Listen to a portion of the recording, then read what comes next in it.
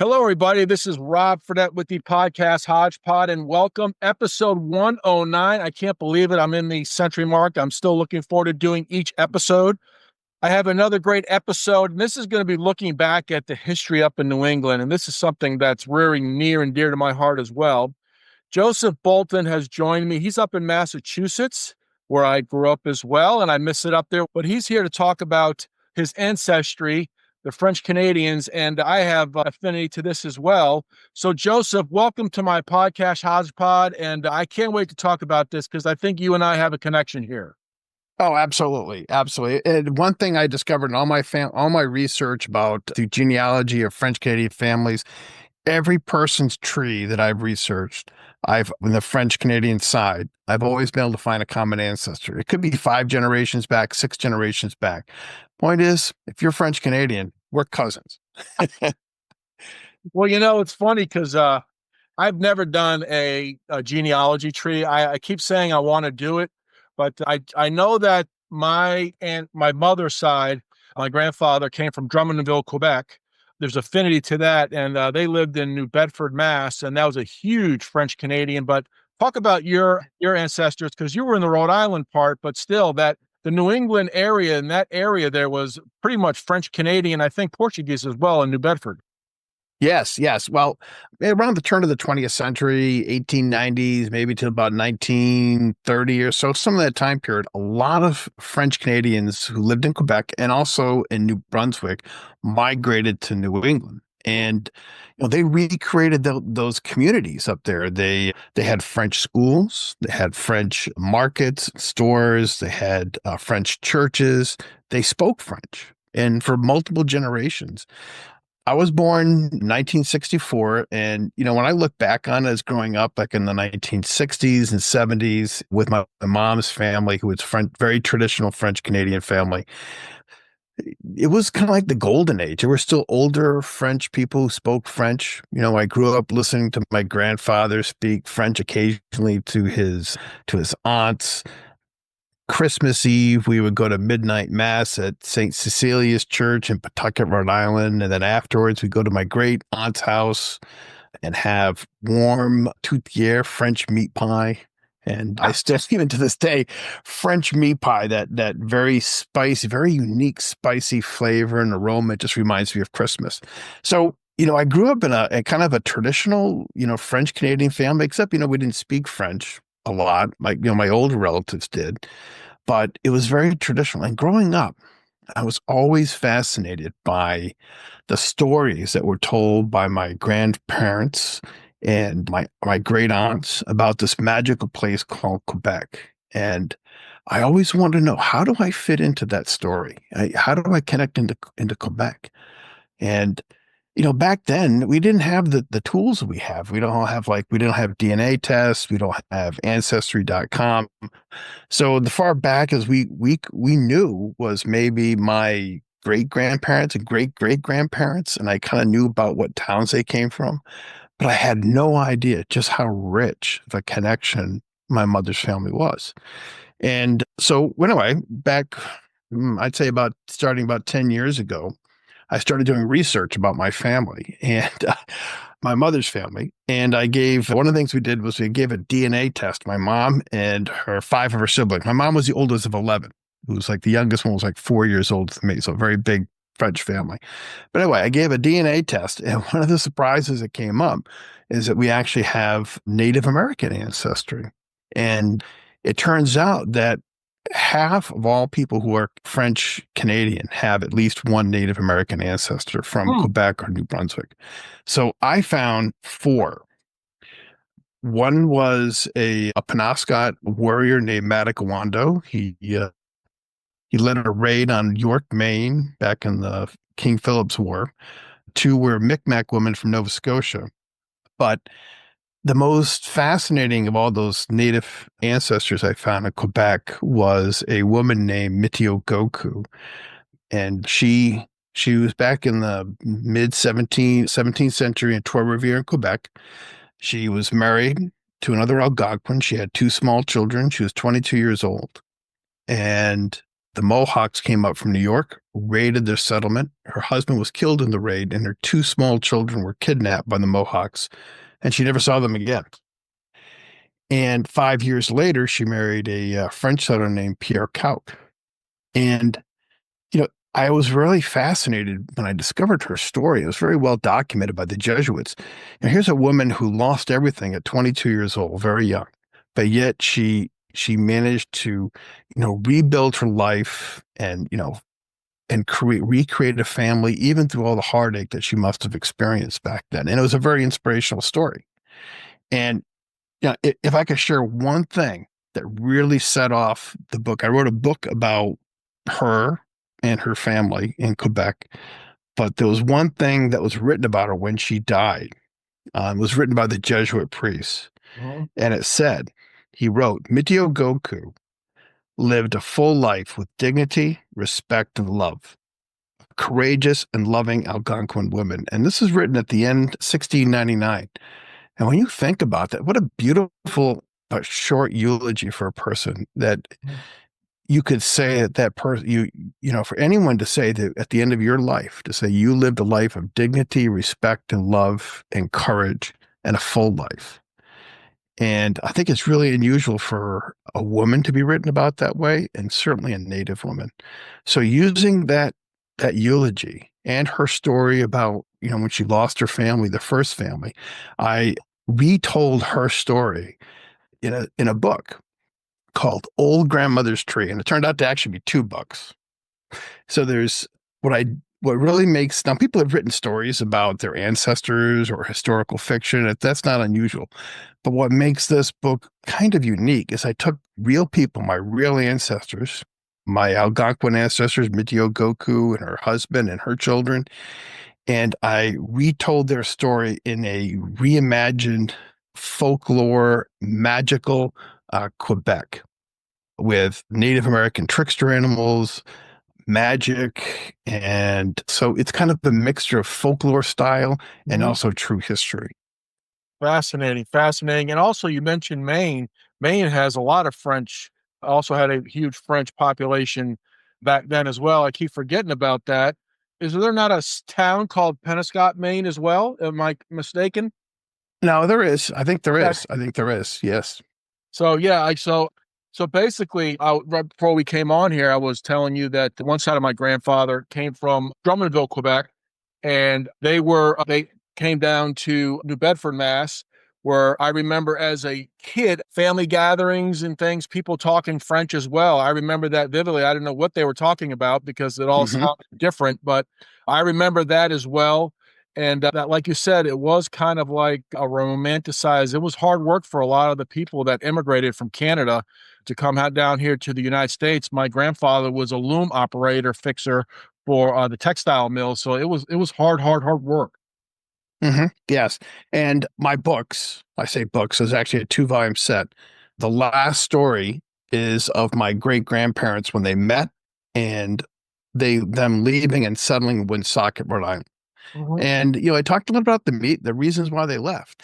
It was very hard for young people to have their own farm. There wasn't a lot of farmland that was available for them. There wasn't a lot of jobs. And my great grandfather was a tool maker, tool and die maker. Mm. And so he really couldn't find that work up in Quebec. And so that's where he settled down in Rhode Island, which had a huge textile industries and all kind of industries back around 1900, Mhm. and they needed workers. And so that's why a lot of French Canadians settled in Rhode Island. And so that's how I ended the story of my book, was with them leaving Quebec. Feeling a little sad about it, but excited about the adventure of settling in New England. Yeah, New England has its own flavor to it, but I have been to Quebec City, and that's quite the beautiful place to go. You think you're in a foreign country. I've been to Montreal as well. It's kind of different in my opinion, but I remember when I went to Quebec, everything was I remember it was 30, 40 years ago. It was totally French. It was different. Well, I remember that going to driving through Quebec back in 1987 with my grandfather and my brother. And, it was a whirlwind tour. We toured Montreal, we toured the old family farm up in Quebec, and then we ended up in Quebec City. It was a long drive. And at the time I was like, oh, I was just a college kid. I was like, oh, this is just too much. But I look back on it now, it's like, oh gosh, I wish I could share all the family history I discovered with my grandfather. But anyway, after COVID, it was in 2022, I decided I'm going to return to Quebec after discovering all this wonderful things about my family. And I was studying French. And so I had at least a basic understanding, trying to be conversational with my own French. And I went and visited a little town just over the Vermont border called Magog. And, I didn't know what to expect. How are people going to treat like this American coming across the border? And are they going to be okay, tolerate my friends, my French speaking, my attempts to speak French? Are they going to be friendly? And you know what? The Canadians up there and the Quebec people in particular, they were extremely friendly, warm, accepting. They were very encouraging with my use of the French language. And, you know, that's part of also what also inspired me to write the book. I kind of set it at Magog, which is right, right in the next to the lake Magog, which kind of straddles between Vermont and Quebec. And one of the goals I wanted to do with writing this book was to kind of bridge the gap between, Canada and New England and the United States. And, back then it was more of for me personally, I go to Quebec and see all these people, many of them who I'm probably related to, and I wanted to make that connection. So writing my book, Old Grandmother's Tree, was my love letter to the people of Quebec and Canada. And, the way things are going lately, I think that it's even more relevant and important to do so. And in fact, I'm going to be bringing my French editions of my book up to Magog probably in May or late April. That is fascinating. I have in my possession, my mother lives here in Memphis, and I have like pristine marriage licenses from her grandparents in like the 1800s, pristine condition. I may have to go back and do the family tree thing because it's really like sparked my interest now just talking to you here the first few minutes. And I have a picture. I don't know what it was, one of the loom operators, one of the mills up in New Bedford back in the 1900s.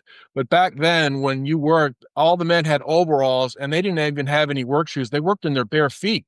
I don't know if you know that, but their bare feet. No, And I even think children in the 1900s in the 12, 13, and 14 were also working as well in the mills. And that's why now you have the child labor laws that came along in further years, but children were even working to support the family.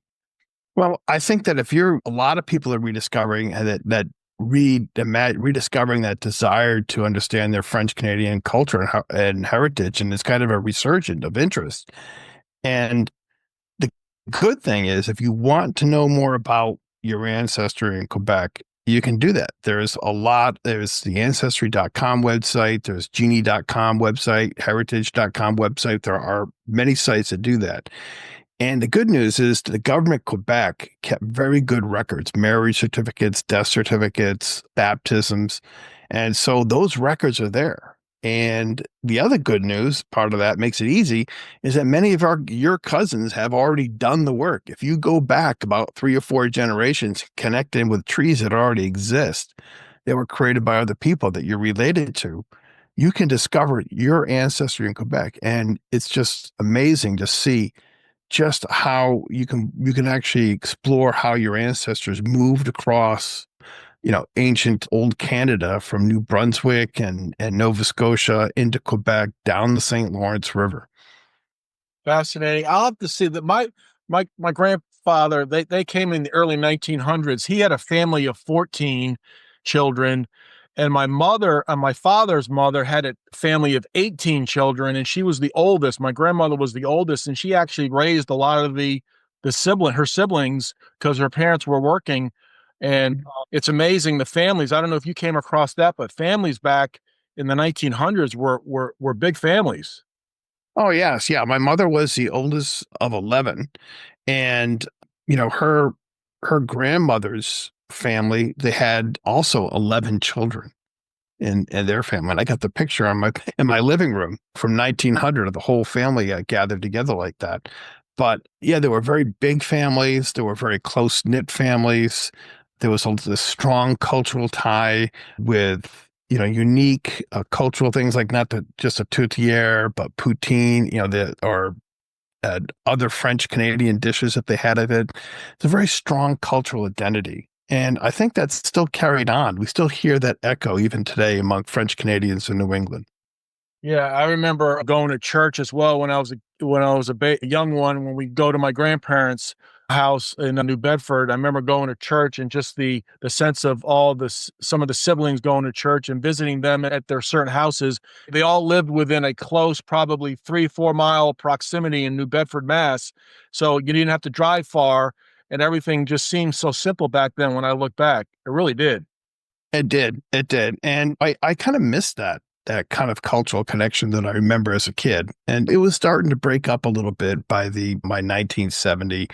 Kids are the next generation, latest generation growing. They would move away. They'd move away to Tennessee, New England, but and also I think that, interestingly enough, my grandparents really didn't want to pass on, that French language. They really had this sense of it was important to be an American. So they really tried to, although they were happy to tell stories and share family information, they really wanted us to embrace, that American cultural sense. And so there was like no French in the house. And my grandparents spoke it, but my mother wasn't encouraged to learn it. And I think people nowadays are starting to rediscover that. Here in New England, we have up in Manchester, New Hampshire, we have a poutine fest that happens every October up in Manchester, celebrating French Canadian culture. And that the tickets for that event sell out every year. And this year, in June, in my town in Leominster, we are actually going to have the very first French Canadian Cultural Festival. So I have some French Canadian musicians coming on down. We're going to have poutine. We're going to have crepes. We're going to have, even better, we're going to have genealogical societies that can help people research their family tree in Quebec right there. And there's a tremendous amount of interest. There's a hunger for that, for people to want to rediscover now, this connection with Quebec. And it's really, we're not talking about a faraway country. For me to drive up from Leominster up to Quebec, it's like 3 hours and 45 minutes. Really, So it's a yeah, very, very accessible place to visit. I And remember. it's beautiful too. Yes, I remember driving up there in '85. And I remember crossing the Vermont border, and I just remember these countrysides and farms, and it just looked so quaint and peaceful when we were approaching Quebec City. I still have pictures I'll have to go back and look at, but it's really amazing the history. And like today, I mean, you still see the names, the French names in all those cities: Lawrence, Mass, Lowell, Mass, Lynn, Mass, Rhode Island, New Bedford, Pawtucket, Rhode Island, Leominster, and Fitchburg were also textile cities in Massachusetts at that time. And you still see those buildings there, and they've made them into apartments.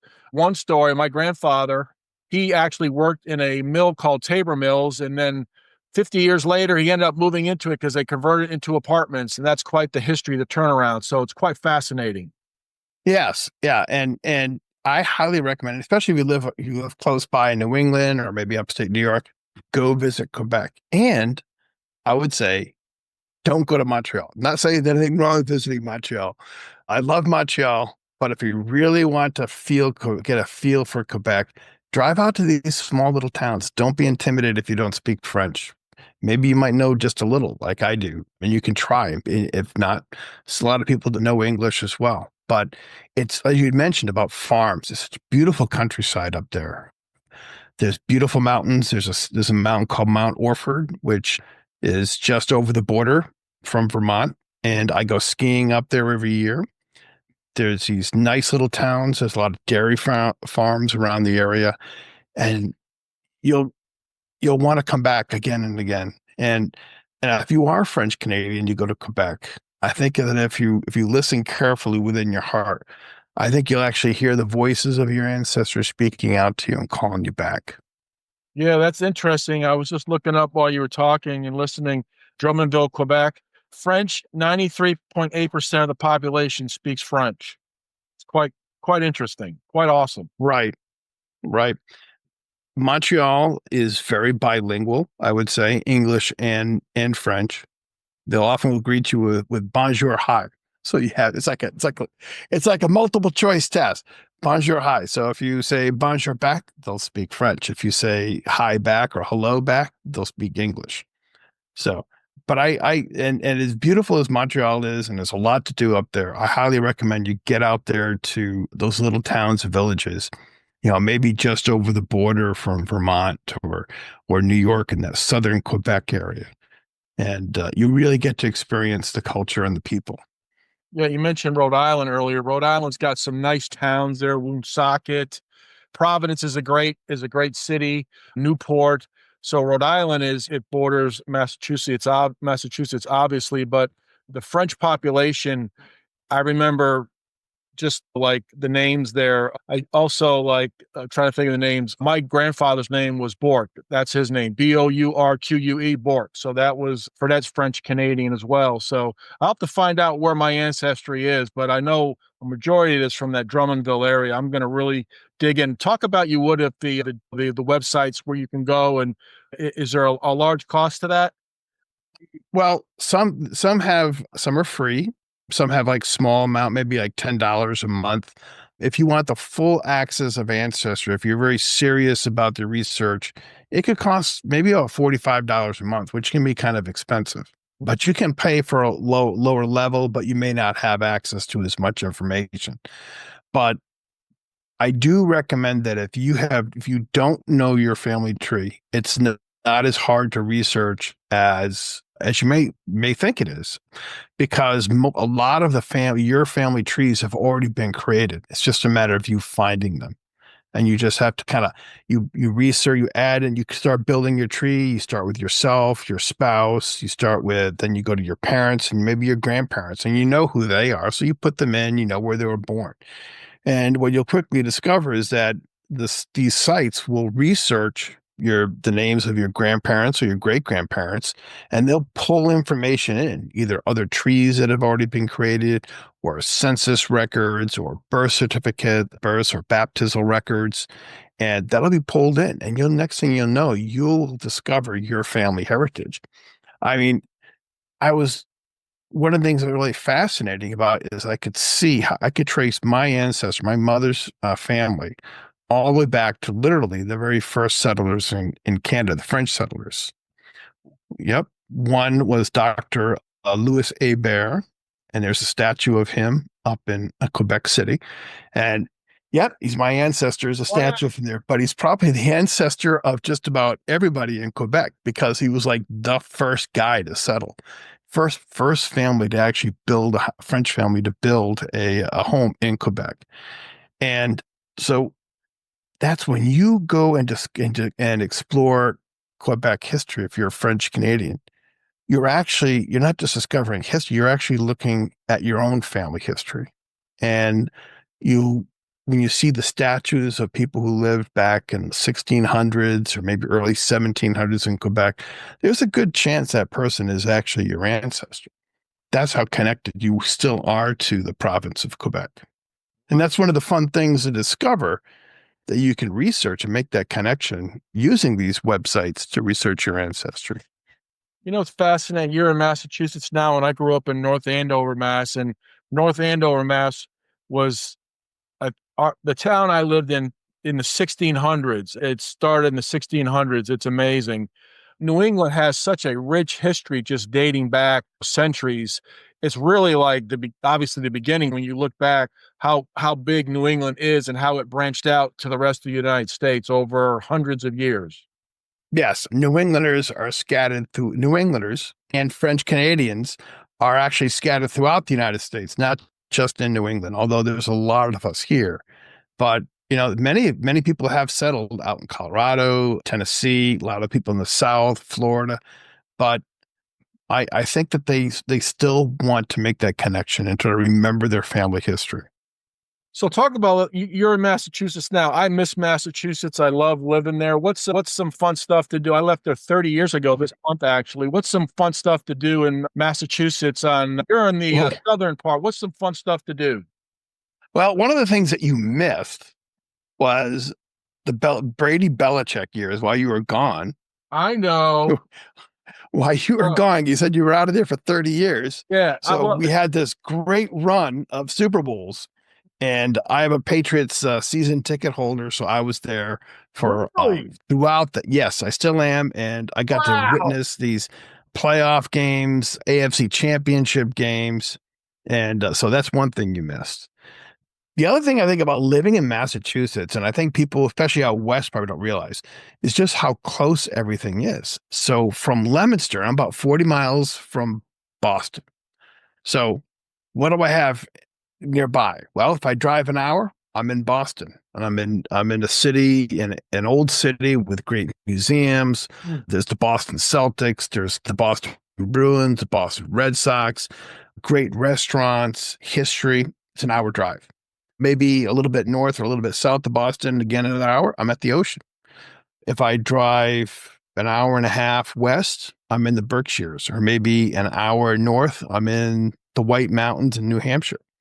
So you can go and experience all these different kinds of, environments and cultural experiences that are all unique to each other, but you can do them all in a weekend drive. And I think that's part of what makes New England very unique. It's all close in together, and it's there's a differentiation throughout, within an hour's drive. Where you go is going to look very different from like where your city where you live in. An hour farther away, it could be entirely different. So I grew up, I left in 95 and I used to go to Patriot games, Red Sox, Celtics, Bruins. We had season tickets to the Bruins and Celtics in the early 80s. And when I left New England in 95, Gillette Stadium had not been built. So I was at that old concrete place, Fox Hmm. Sullivan. Yes. Yep. I've never been to the new TD Garden, the Fleet Center when they first opened it. I was at the old Boston Garden. So I haven't been to those two places. I've been back to Fenway, but when I watch it on TV, obviously it was nice. I've seen the Patriots on the road, in my travels since when they were going through their run, but I do miss being up there to go to the games. I'm looking forward to hopefully someday hitting Gillette Stadium to go see a game and going to the TD Garden Hmm. to check that out. But yeah, I do miss it. I always think about like when I watch Red Sox games, of all the places I sat at Fenway Park, other than the Green Monster wasn't even there, I don't think, when I left. So, Hmm. but yeah, it's quite the place. And you mentioned it correctly. I mean, you're within an hour's drive of everything. When I lived in North Andover, it's like 22 miles to Boston. It's a short drive. Yeah. And if you went a little bit from North Andover and you drove to the north, you're in the mountains. You're in Yeah. moose country, moose and bear country. Totally different environment from Boston, but yet they're not far away from each other. No. No, and so in addition like that, I love visiting these tiny little New England towns, going to, a locally owned bookstore or an old Carnegie library that you would find in these old towns. And or, you know, I love hiking up in the Berkshires. I spend a lot of time up in the Mount Greylock area, Savoy Mountain, hiking up there and camping and skiing. We got great ski areas right here in Massachusetts, and not too far right into Vermont, New Hampshire, and he said even access into southern Quebec. That's not that far away. Like I said, you can be there in 4 hours.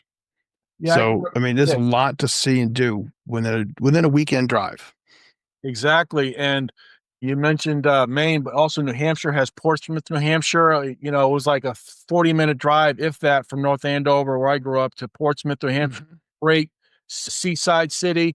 Newburyport, Gloucester, Mass. All beautiful. If you ever want to see small towns, mom and pop restaurants, you want to see the small New England town feel, you got to go to the small towns because you really see it. And that's the one thing I do miss. Yeah, I'm not surprised you do. I think that you can take yourself out of New England, but the New England will never, Never. be taken out of you. you, I mean, even now, I see you're still wearing a Patriots hat. Yes, You sir. haven't forgotten. You have not forgotten your roots. I think that's one thing I've noticed about New Englanders when I've encountered driving around the country and visiting other relatives who actually live outside New England is that they don't forget their roots. They're still Patriot fans. They're still Red Sox fans. They still have that. Sometimes some of them have that accent that we all know and love. So Yeah, I think that there is a strong connection. It really imprints on you because it's such a unique environment.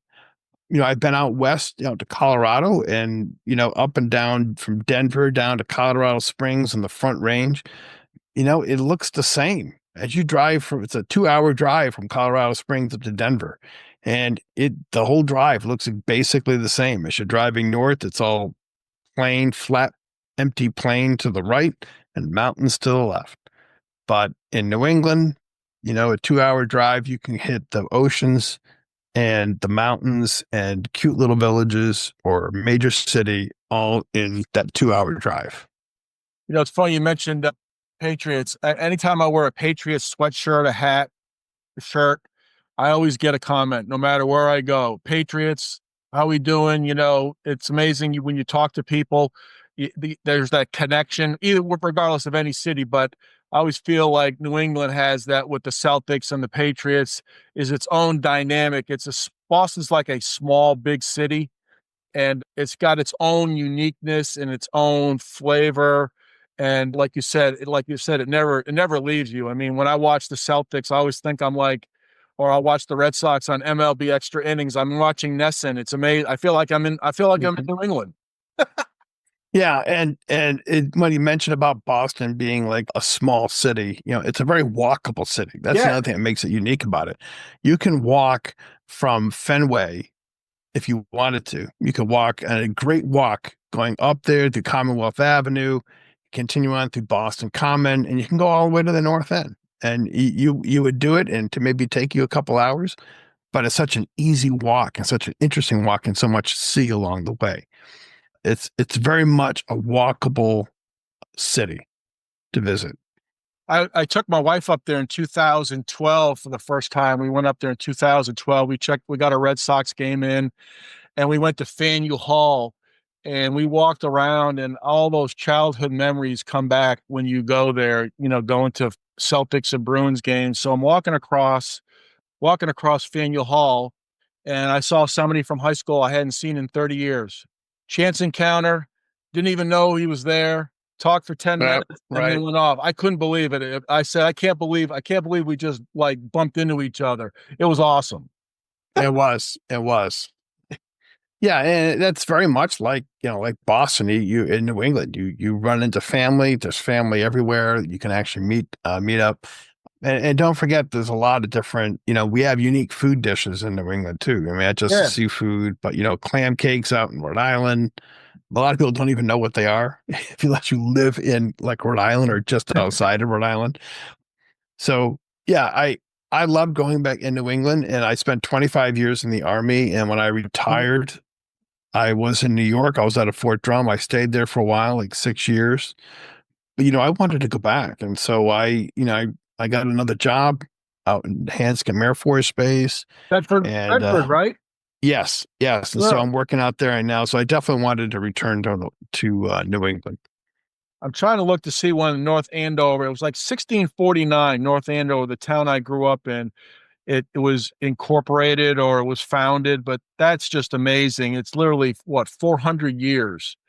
It's quite amazing, almost 400 years. It's quite interesting when you look back at the history. So talk about more about your family as well. I enjoy talking about the Boston area. Talk about your family as well, because I think after we get off this podcast, I'm probably going to start looking at my family tree. Okay. Well, like I said, when we were growing up, we always thought that we were 100% French. That's what we were told. But and I didn't really know, how far back my family went. And so I took when things like ancestry.com came up, I researched my family tree on my mother's side, my mother's father and my mother's mother. And I could see I could see how I was related to just about all the other French speaking people in Quebec and in New England. I was able to actually discover almost all my ancestors in Quebec by name and have them built into a tree. I think my tree is several thousand names of ancestors all the way up Quebec. And like I said, they go back to the very beginning. And much to our surprise, they also included the Native American ancestors, as I mentioned earlier. Two of them were Micmac women, and I think a lot of people who are French Canadian have ancestors who were Micmac going back hundreds of years. And the reason why, when the first French settlers came, a lot of them were just men. The women didn't come until a little bit later. So a lot of men married Native women in Nova Scotia and in Quebec, and my ancestry included that as well. And it's just amazing that it's a lot more in depth than you realize what you're going to discover about your family history. So getting back to the Ancestry or these other websites. So when you start from your immediate family and then you work to your parents and your grandparents, and then you go to your other relatives before then, is it connecting dots? Is that how that works? And then you just keep going and going and going as far as people? Yeah, you basically add them onto your tree. So once you get up, I would say you have to get up to probably at least your grandparents, preferably your great grandparents. You got that in the system. And what you discover is that there's a lot of records already in the system itself about your great grandparents.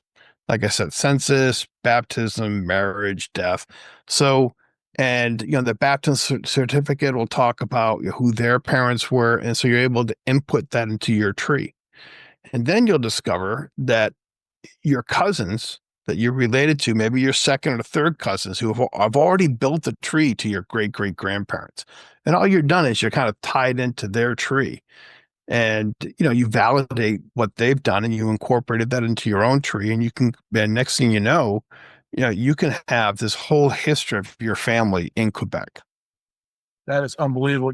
One story about, you mentioned the census. I was looking at a 1940 census and I saw my father's family. He was 3 years old, and you see the meticulous handwriting that they do on the census. I mean, everything is perfect. Handwriting, everything. And it's almost like they're alive when you look at that photo, when you look at that census for the city, the street, Mm-hmm. the age, the date of birth, the occupation. And then, going back to when we went there in 2012, it's kind of weird. We went to New Bedford and we drove by my father's house where he grew up as a kid. And when we drove through the neighborhood there, I had this sense of I don't know, it was like really weird came over me when we drove there. I felt him as we were, driving in the neighborhood. It was really something. Well, one of the things that also came about, as I was inspired to write my book, Old Grandmother's Tree, I viewed through the book and writing about my ancestor, my Algonquin ancestor, Mitio Goku, I was able to make connections with other descendants of Mitio Goku in Quebec and also in Ontario. I've developed a great friendship with an Algonquin community up in Pembroke, Ontario, which includes descendants of Mitio Goku, my ancestors. So they're my cousins. And I think that's also the other fun thing that you can discover as you research your family tree is people are going to read, especially if you put it, I would strongly recommend you do a DNA test because a DNA test will help you find and discover those cousins that you have. And you'll be able to make friendships and connections that you didn't expect. And that's one of the benefits of researching your tree. That is unbelievable. Yeah, I'm going to look into that, and I may reach out to you after the podcast what websites to go to. Sure. I'd be happy to share. Speak about, you said you're a Patriot ticket holder. So what was that like? Let me ask you this. Did you ever meet Tom Brady? No, but I did have field access one time. It was a game maybe a couple of years before he left, but it was a game against the Packers, Yeah. home game against the Packers. And I had field access and I was on the field when they were warming up. So I got to about within 20 feet of Tom Brady. And I had Aaron Rodgers run right by me. And I looked at him right in the eyes and he looked right back at me as standing on the field. So those are some of the great memories that I remember. I also remember one of the greatest memories I had was the playoff game against the Ravens when the kicker missed that field goal to tie it up. I think it was a 30-yard field goal. It should have been a real easy one. And they missed it, and the Patriots won that game. That was another great memory. And I remember freezing And I went to a game with my brother, and we were so cold, and it was a game against Denver, I think, in late December, early January. Peyton Manning and Tom Brady. And so I got to see both of them play on the same field. So a lot of good memories. Wasn't quite as exciting this last season, unfortunately, because where the Patriots were playing, sometimes I couldn't even get anybody to go with me. I ended up going to the games by myself. But I'm very hopeful now with Mike Vrabel that it's going to be much better.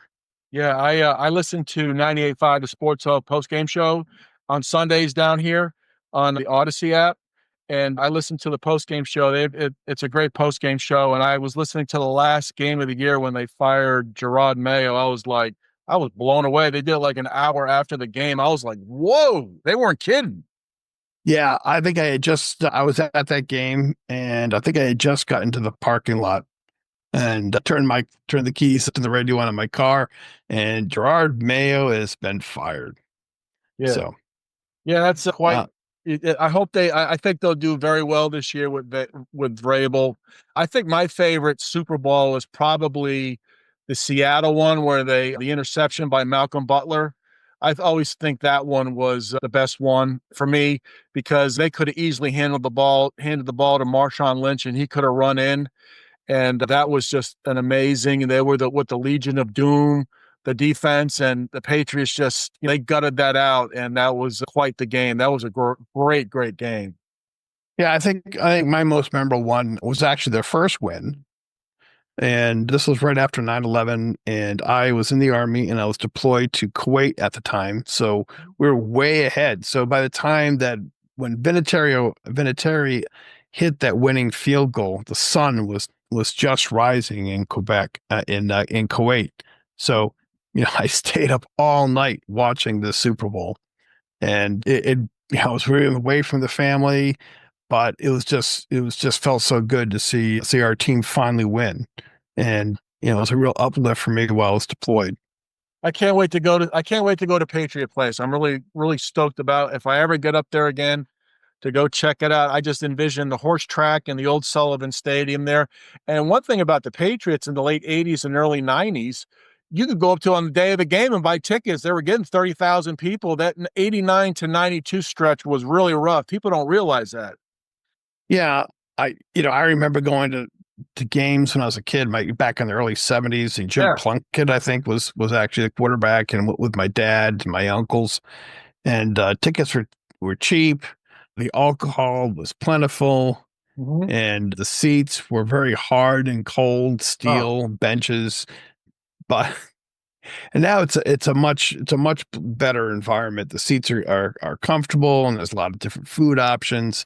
There's still plenty of beer, although they cut you off about towards the end of the third quarter. So, yeah, that's all but right. A third quarter is good. That way people can yes. get a head start on the way home. I think that's pretty awesome. So, what other tidbits do you have? Maybe if somebody was looking forward to getting their family tree going and maybe spawning them to do something. Well, first of all, I would go back to your older relatives right now, your great aunts, your grandparents, and I would start collecting their stories. They have stories. You just got to pull it out of them. Where the old family farm was, what was it like when they were growing up? What do they remember about family gatherings when they were a child?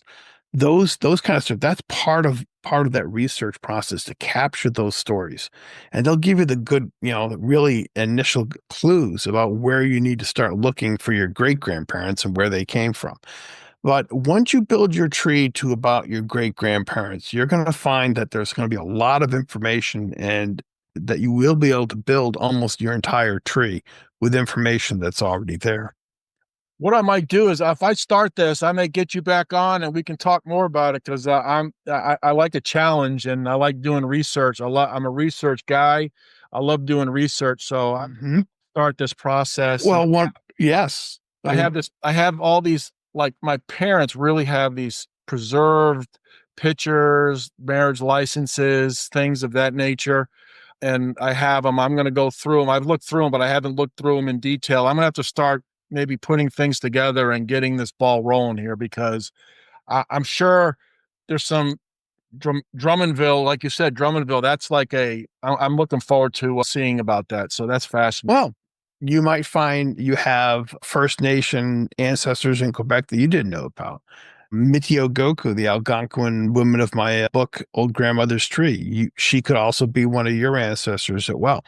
Those are the things that you can discover when you research your tree. And one of the things that you will find, or we would find together, is that we'll definitely find a common ancestor somewhere along the line where it's almost a certain I've helped many other people research their French Canadian tree, and I do it for free. I don't make any guarantees. I just do my best, but I've always been able to find a connection to myself. I said, oh yeah, there's this at least one or two common ancestors.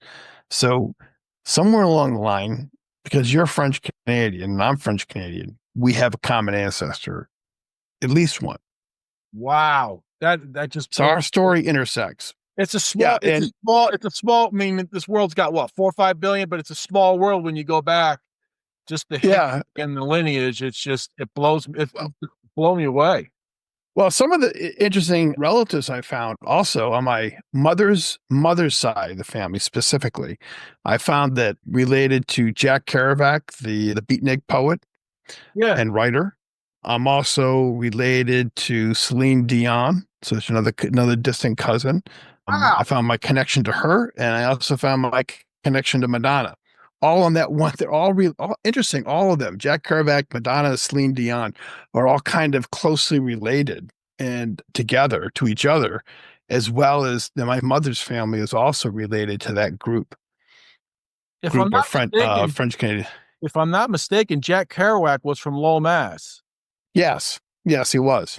He was from Lowell, Mass. I remember he was known for being there, and he was from Lowell, Mass. That is, yeah. So again, New England pops up again. It's branched out into certain areas. So you could find that your connection to Celine Dion or Madonna. You think she gave you some tickets, maybe, if she was performing? No, I don't think so. I don't think it's yeah. But but that's part of the thing is that we're all interconnected. All those French Canadians are all interrelated. My gosh, I'm gonna look into Well, this. yeah. Well, part of the reason why is because there were only 800 women settlers that came in from France. And now the number of French Canadians that exist now throughout New England and the world are probably like 10 million people. And so 800 people are the ancestors of all those 10 million people that are alive today that are French Canadian. So it's actually a very small founding group. They were called Daughters of the King. So what was interesting story, if you were a young woman, maybe you were an orphan, or maybe you didn't have much prospects, the King of France had a program where he would give you a dowry, give you some clothes, a nice little packet, send you off to Quebec with the idea that you would marry a settler. And they called those girls Daughters of the King. Wow, man, this is like a tremendous history. Just looking back at New England, I mean, New England's got the rich history. In Boston, that the Irish, right? The Irish, the Italians, the North Hmm. South Boston, the Irish. So there's just a whole melting pot of people from all over the world, and it's really amazing. So I'm going to get you back. I'm going to do some research. I'm going to maybe get you back after I feel comfortable with what I have on my research, and we can talk about it again and get more people into it. Joseph Bolton, I want to thank you very much for joining me on this podcast. I know we talked about some Patriots in Massachusetts, but I'm a little homesick. I miss it up there, and I always like talking to people up there. And I've been down here 30 years in Memphis, but I really appreciate your time, and I really thank you very much. All right. Thank you. I was really happy to be here. It was a lot of fun.